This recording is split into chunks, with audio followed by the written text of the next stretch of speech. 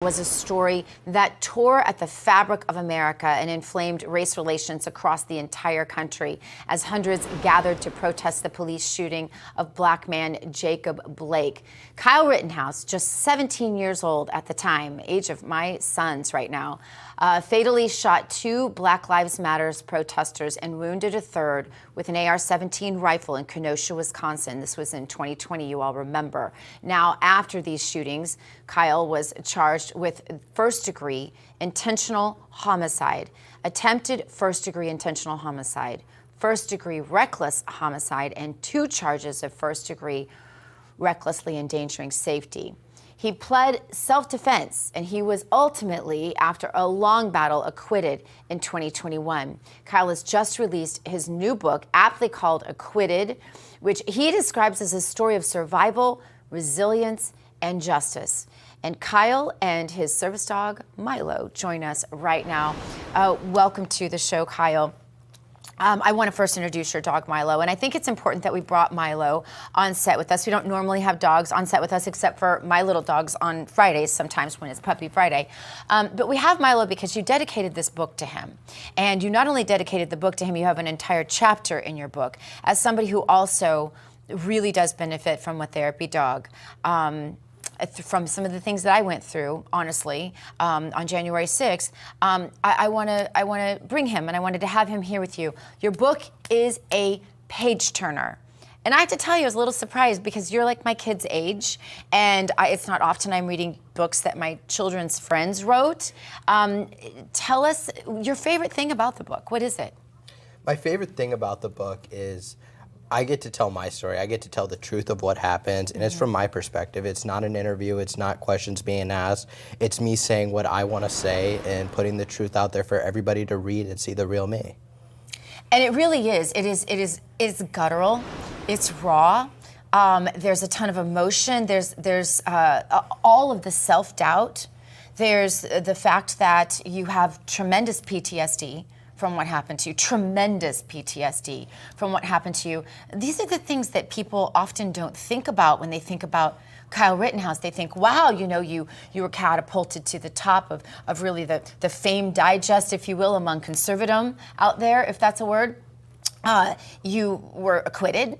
They don't know what happened, not really just even that day to you. Your childhood wasn't what the media painted at all. In fact, you're from a considerably poor family. Absolutely. And you grew up even in homeless shelters with a drug-addicted father, a mom who was just trying to scrape it together, and 2 sisters that you felt responsible for in a lot of ways. And then this happened to you, right, in 2020, and you became the hero that you don't like the title of that day to conservatives, and the villain, in fact, the first person people wanted to kill to the left.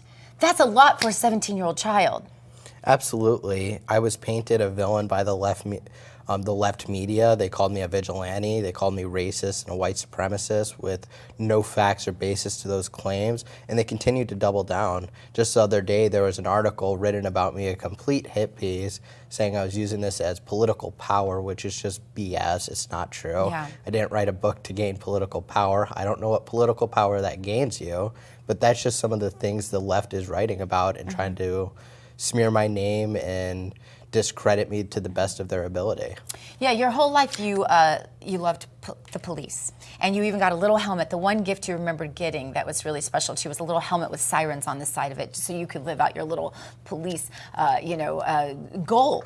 Because your dad wasn't really capable, a brilliant man, but not really capable of accomplishing a whole lot because of his addiction. And here you found yourself in jail after this happened, in the place that you thought you would never be. You thought you might be visiting people that you put there. You thought that you might be, right, help. But your goal in life was to be like an EMS worker or a police officer or something like that. You weren't from a wealthy family. I said that already, but I think it's important. And I have to say that as the mother of one of your good friends, my son Bo is the one who actually arranged this interview. We're blessed that we get to meet people like you who happen through Palm Beach quite often. But you're not somebody who has tried to capitalize on this at all. Why did you then write this book? I was tired of seeing narratives out there that aren't true, both from the left, both from the right. I just wanted to put the story out there and the facts of what really happened. A lot of people think I have it easy or I had it easy, and that's just not true. The fact is that I grew up homeless. I grew up homeless when I was a young child. I was on government subsidized housing. I had a drug addict dad, and I had a mom who was working 80-hour weeks trying to put food on the table. It was not easy growing up. Yeah. Yeah, and do you think maybe part of your motivation in writing this is because you know that you're not the last person that's going to go through this sort of persecution? Oh, absolutely. Yeah. We see what's happening in New York and all these other left-leaning states. We see what's happening in Washington. It's just, I'm hoping that one of the people that happens to be a victim of these malicious prosecutions can read it and find a little bit of hope that they aren't alone and that this has happened to somebody before. Yeah, I have to say, you know, there was so much in this book that resonated with me, someone old enough to be your mother. But there was also a lot in this book I didn't know about your story. It's a really compelling, page-turning type of a story. What's your best hope for what this book might inspire? I'm hoping it inspires people to change their mind in a way, to open up their eyes and realize, hey, maybe we were wrong about the story. Maybe we didn't get it right, and maybe they go back and fix it. Maybe they don't. I don't care if they do or don't. The narrative's already out there. But I'm hoping that it changes somebody's mind, at least one person. Then if it changes one person's mind, the book would be successful to me. Well, it's already done that, so then it's already successful. I want to ask you, what are your future aspirations at this point? Have they changed at all? Because I think you're living in Texas, if I'm not mistaken, and you can run for office really young in Texas. Nope. I'm just saying. Nope. I don't have an interest in running for public office. Never have, never will. Well, what do you see yourself doing at this point? Well, right now I work a 9 to 5, trying to get lawyers paid. Civil lawsuits are expensive.